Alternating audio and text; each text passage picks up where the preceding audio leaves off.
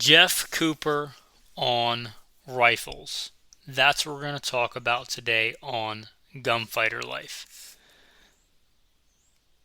Welcome to the podcast where we talk about guns, gunfighting, tactics, ballistics the right way, with God at the center, Judeo-Christian values, and real-world, first-hand experience. I am blessed to be your host. If this is your first rodeo here, check out bio in the show notes as to why you should listen to anything I have to say. But today's not really about my bio. Let's talk about Jeff Cooper, or Colonel Jeff Cooper. I may not always refer to him as Colonel Jeff Cooper. I mean no disrespect. I don't ask you guys to call me Sergeant Melito or Officer Melito. Sometimes I may call him Colonel Cooper, Jeff Cooper. You probably know of Colonel Cooper. Even if the name sounds vaguely familiar, you're probably familiar with his work. And this is not all inclusive here, but greatest hits such as the firearm safety rules and the color codes of awareness and Gunsight.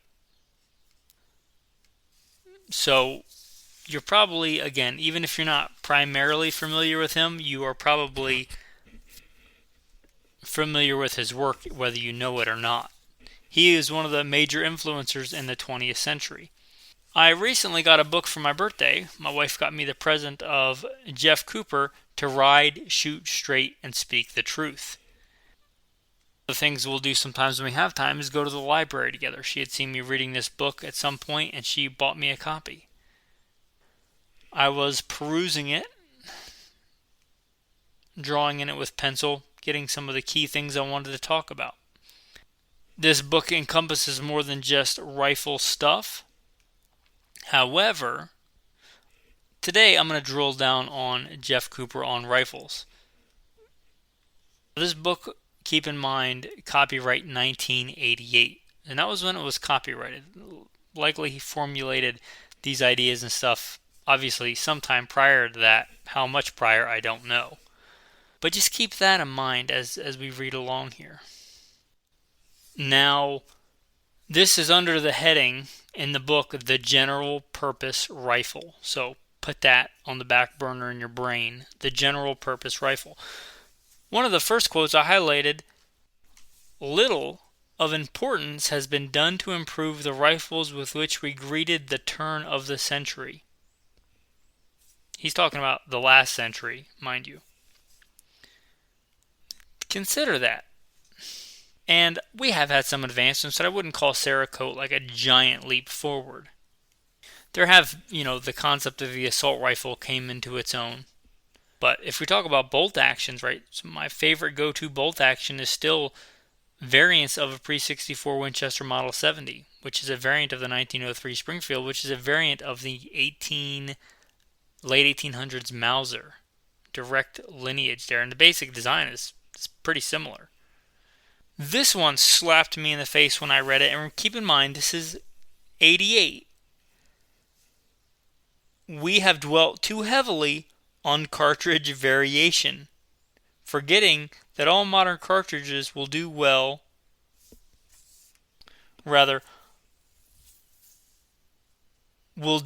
well if they are shot well.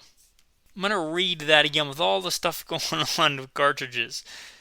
We have dwelt too heavily on cartridge variation, forgetting that all modern cartridges will do very well if they are shot well. Whew. You heard it from Jeff Cooper. This also I thought very pertinent and it rang very true for me. And I perused this book in the library quite a while ago. I don't know if I had read much of this before, or if I had, I don't remember. But today it seems like we're spoiled. A lot of people that are into guns have a gun for this and a gun for that. This is my deer gun. This is my elk gun. This is my whitetail gun. This is my mule deer gun. This is my pronghorn gun.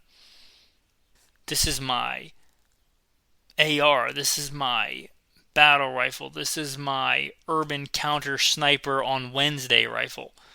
This one's that same rifle in multicam, so I don't get made fun of at the range because I'm wearing last year's camo. Now, enter the quote. It is much easier to specialize than to generalize, and the definition of a general purpose rifle is a complex task. Let us attempt it by declaring that a general purpose rifle is a conveniently portable, individually operated firearm capable of striking a single decisive blow on a live target of up to 200 kilos. I think if my math is correct, it'd be like 440 pounds. Using the old brain calculator. Kilos in weight at any distance at which the operator can shoot with the precision necessary to place a shot in a vital area of the target. Going ahead, he says, power is important. Practical accuracy, as opposed to intrinsic accuracy, is important. Okay, this is me stepping in here. And I was pontificating this very thing today when I was on a ruck. I was listening to people talk about these hot new cartridges shooting out at 1,000 yards. And really, in the modern rifle world today, I think of it in two big categories. Let's and I might rename this or something. This is working titles, but athletic rifles and morbidly obese rifles. Obese rifles and in-shape rifles. In-shape athletic rifles are those that are handy, easy to carry, easy to shoot dynamically, standing, sitting, kneeling, prone, urban prone. He says here, conveniently portable. These other obese guns are the big, fat, heavy, obese things with big, fat, heavy, obese scopes that end up weighing, 10, 11, 12 pounds or more. You're talking some of these disciplines, 18 pounds, 20-something pounds. What are we doing? It's like, I'm not saying they're not rifles. It's like a sumo wrestler is an athlete. And to be fair, that's a highly specialized thing. I don't think I would do very well going toe-to-toe playing by the rules in a sumo wrestling match. But a sumo wrestler, as much talent as they may have, is not a general purpose fighter. What would you rather rely on? A sumo wrestler or an MMA fighter? An MMA fighter beating like a general purpose rifle with several different disciplines. Going back to his initial quote, it is much easier to specialize than to generalize. Today, they're pushing these very specialized, fat, obese. Ooh, it's got a high BC. Ooh, I can shoot 1,000 yards. Ooh, it weighs 20 pounds and has a giant fat scope on it. I basically have to shoot on my belly or on a tripod. That is a niche gun. And if you have that very specific niche, or you just want to fill that niche, go ahead. But that's not a general purpose rifle. That shouldn't be a go-to unless you're going to that niche. Continuing on, he says, convenience is important. Power is important. Practical accuracy as opposed to intrinsic accuracy is important. Alright, now he starts talking about scout rifle. It's still under the general purpose rifle. If you don't know, Jeff Cooper was kind of like, I think he got this from somebody that has something to do with maybe the Boer Wars in Africa, or one of the African scouts, maybe Rhodesia, looking at the timeline. I could be wrong about that. But I don't know if he borrowed the concept of the scout rifle, but he definitely made it part of the American gun culture vernacular and kind of refined and modernized the concept. So Jeff Cooper could be called like the daddy of the scout rifle. He starts talking about the scout rifle, and he talks about the famous old Mannlicher 6.5 carbine was a step in this direction, as was the equally famous Winchester Model 94 30-30 carbine. Both those rifles, I would agree, and they're both good rifles, especially for their time, for the 1800s, late 1800s. In fact, I was just going through a book. It's called My Life with the Eskimo, Stephenson. He went to contact these uncontacted, still living the old wild ways in the early 1900s, Eskimos. And he killed all kinds of stuff with his Mannlicher Schoenhauer 6.5. Talking like all kinds of caribou, bear, just all kinds of stuff. with that 6.5 Mannlicher. And that was a 6.5 by 50 something, and maybe a 6.5 by 54. Anyway, it's a good general purpose rifle, and just this is way down a rabbit hole, but may I say one of the most exquisitely beautiful rifles ever made.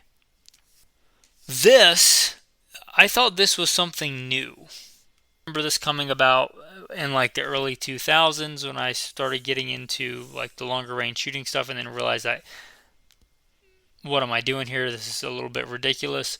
And then it kind of went away, and then it's come on hard in the last several years. Kind of like version 2.0. It seems like we have to learn these lessons every so often. This is Jeff Cooper on the big giant telescopic sights. In recent decades, progress in the development of telescopic sights has been to a certain extent negative, in that telescopes, instead of becoming stronger, smaller, and faster to use, have become larger, more cumbersome, more fragile, and almost necessarily mounted too high above the bore. A man after my own heart. Again, don't get mad at me. You heard it from Colonel Cooper. It's so delicious. I'm going to read that again.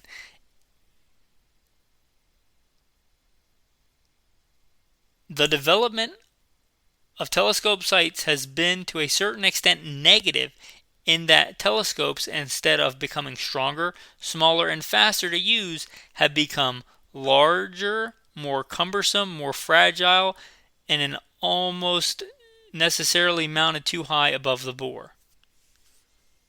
This is me interjecting, used to be the standard was a 1-inch tube, a 1-inch tube, 1-inch tube. Now it's hard to even find, unless you just want a 3-9, which I still think is too big. It's hard to even find a lot of these good scopes in a 1-inch tube. A lot of these LPVOs, people are like, why don't you get a 1-6, why don't you get a 1-8, why don't you get a 1-10? You can do it all.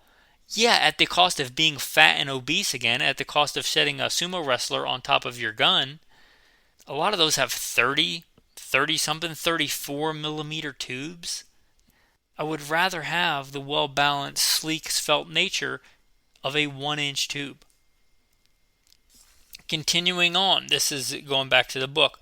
There are those who think that a glass of low power is necessarily less precise for long range precision work, but we have not found this to be the case in any sort of realistic test. Let me read that again. There are those who think that a glass of low power is necessarily less precise for long-range precision work, but we have not found this to be the case in any sort of realistic test. Oh, and this, how long have I been telling you guys iron sight? If it's a go-to like survival rifle, iron sights, iron sights, iron sights. This is what he says about iron sights under a subheading, metallic sights.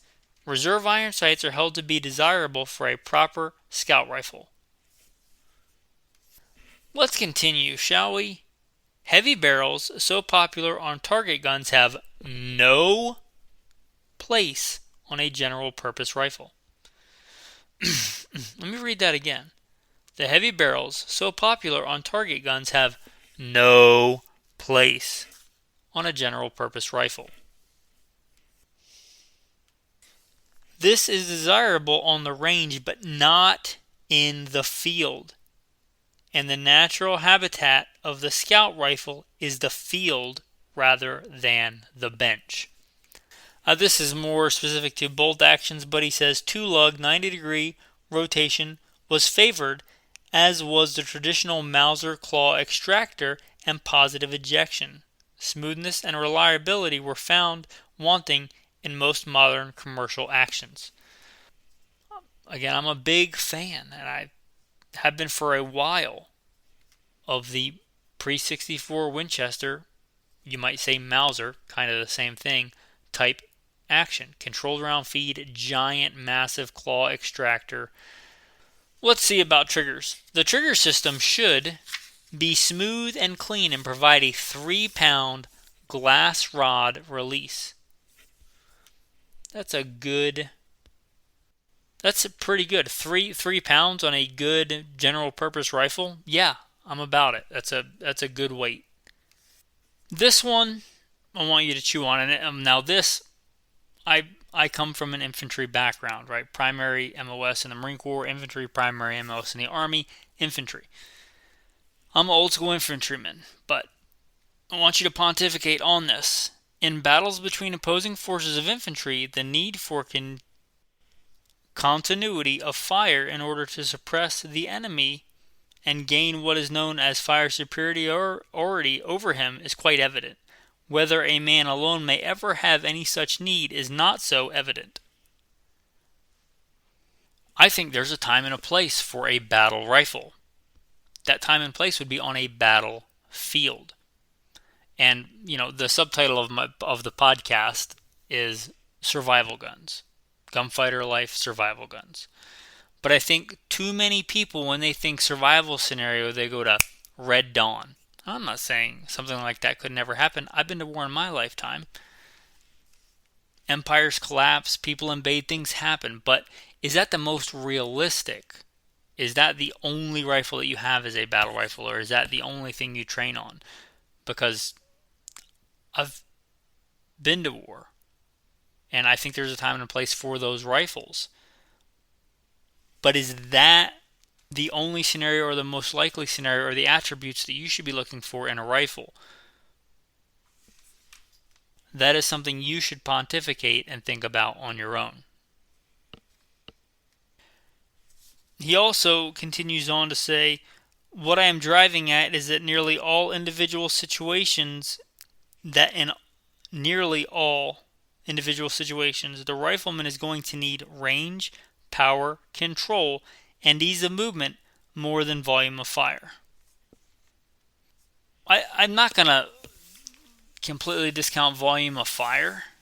That can be a thing. However, there is a saying, and it's real popular in competition circles, you can't miss fast enough to win. If you pull the trigger a ton and miss a ton, that's rarely useful. Another guy could just decide, I'm going to take my ball and go home. But if you go back to the Rifleman's Creed, right? What you learn in Marine Corps boot camp. If you've never read the Rifleman's Creed, you should probably look into that. Maybe I should do an episode on it. But in the Rifleman's Creed, it says, it's not the noise. It's the hits that count. It's the hits that count. You've got a guy trying to kill you. Would you rather, and this is not me anti-high capacity magazines. I'm very much not. But would you rather miss the guy 30 times or hit once? Just going back to the book. In high school ROTC, I was shown the offhand, kneeling, sitting, and prone positions. I learned these positions well enough to make the rifle team. When upon graduation, I went after my first big game in Alberta. I took 4 prime trophies with 4 shots. This is not meant as a boast, but only as evidence that Uncle Sam really did have the answer. Now, I didn't know this till I didn't read this when I was going through highlighting. I was just going back to see if I missed anything. I also used to compete in high school in a 4-position rifle: standing, sitting, kneeling, and prone. If you only ever shoot your rifle, this is me interjecting here, if you only ever shoot your rifle off a bench, or only ever shoot it on your belly, how practical is that? Are you hauling a bench with you on the side of a mountain? Are you hauling a bench with you on a battlefield? A bench for zeroing. Standing, sitting, kneeling, prone for your practice. Most of the time. There is a time to practice on a rest or on a sandbag or something. I'll concede that. But standing, sitting, kneeling, prone. I want to close with this on quoting from the book for now. There is nothing wrong with gimmickry as long as we recognize it for what it is, but we should not be deceived into thinking that more is necessarily better, nor that newer is necessarily nicer. The simple principles of smokeless powder cartridges for sporting arms were well understood by Teddy Roosevelt and some of his contemporaries. We are a nation of gadgeters, and it is quite understandable that we should believe the science must bring us newer and more marvelous gadgets with every passing year. It is well to remember, however, if we consider our guns judiciously, that it ain't necessarily so. The words of Jeff Cooper in To Ride, Shoot Straight, and Speak the Truth. Now, certainly I would not agree with Jeff Cooper on everything. I don't agree with everybody on anything except for Jesus Christ, because everybody else is wrong, including me. We're all wrong. But I see a lot of similarity there. I think sometimes I feel like I'm the only one when all these influencers and all these YouTubers are getting kickbacks and pushbacks by Chinese companies and big optics companies and this and that to push all this new stuff. And again, if you realize it's gimmickry and gadgetry and you just want to buy it and you have the disposable income and you're not going into debt, that's fine. But don't make the mistake of thinking that it's necessarily better. Anyway, that was a little bit from that book. I appreciate you guys for listening and have a blessed day.